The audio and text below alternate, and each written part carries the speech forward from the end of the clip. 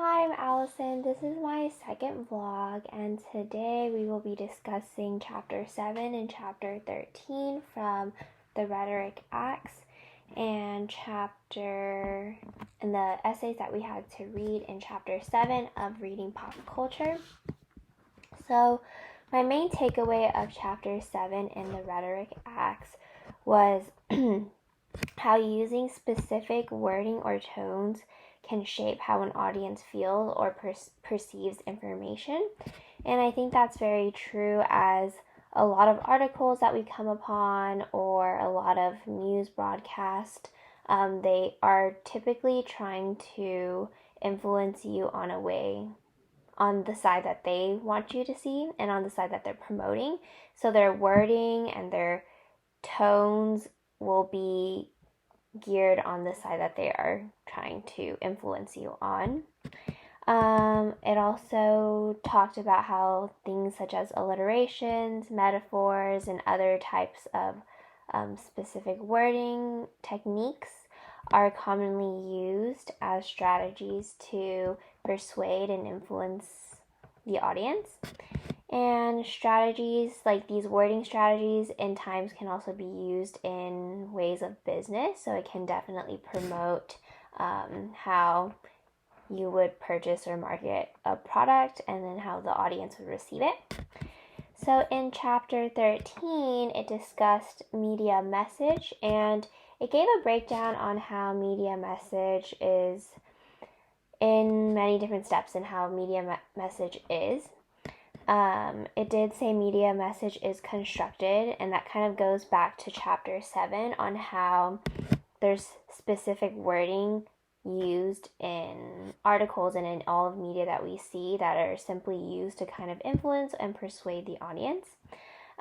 Everything we hear or see on TV is also strategically said and placed so that it can convey what they want us to kind of see and what they want us to get at the end of the video or article.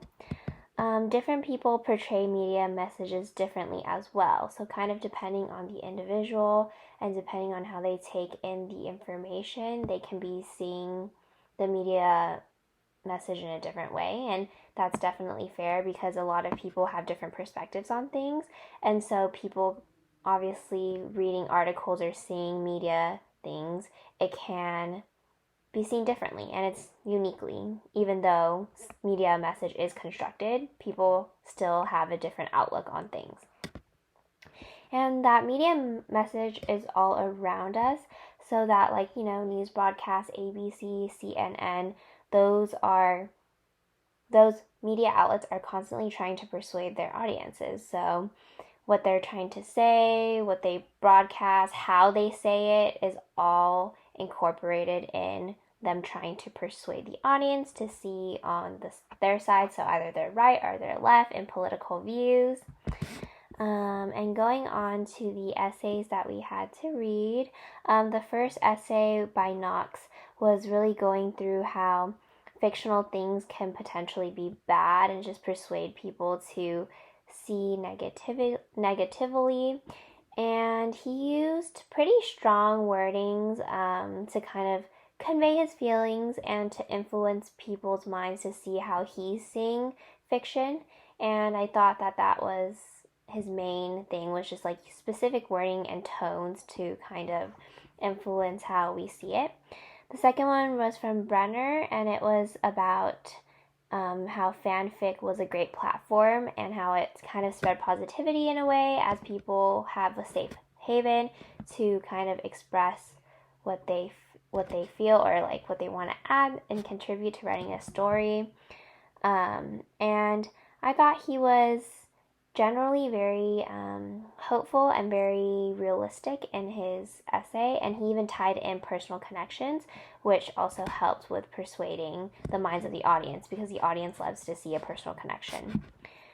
Next, we have the Rose article with utilizing technology to kind of keeping people engaged, but also blaming that technology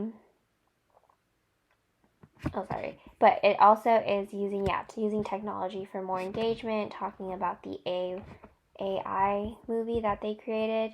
And I thought that was interesting because, yeah, it's interesting to see how a connection of like the AI movie was able to kind of generate more engagement, and it was a way of kind of persuading people.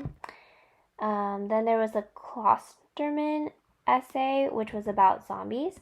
I thought that one was actually pretty interesting as he kind of connected the fascination of zombies to a fear of what people have. And those are two drastically different ends.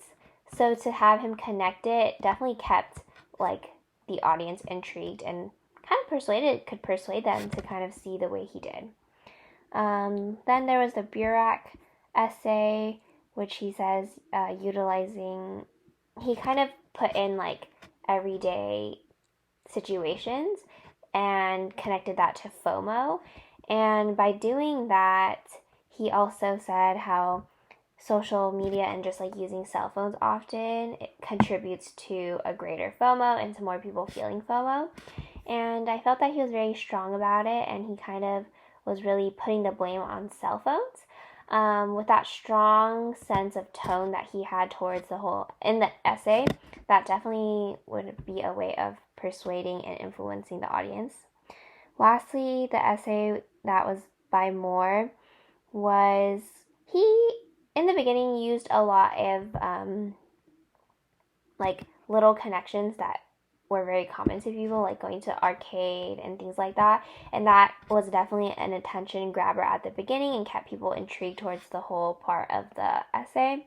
And he just talks about how video games should be an intimate thing. However, they should just be played amongst friends instead of strangers. And that is quite interesting as video games are a huge part of the 21st century and a lot of people play video games.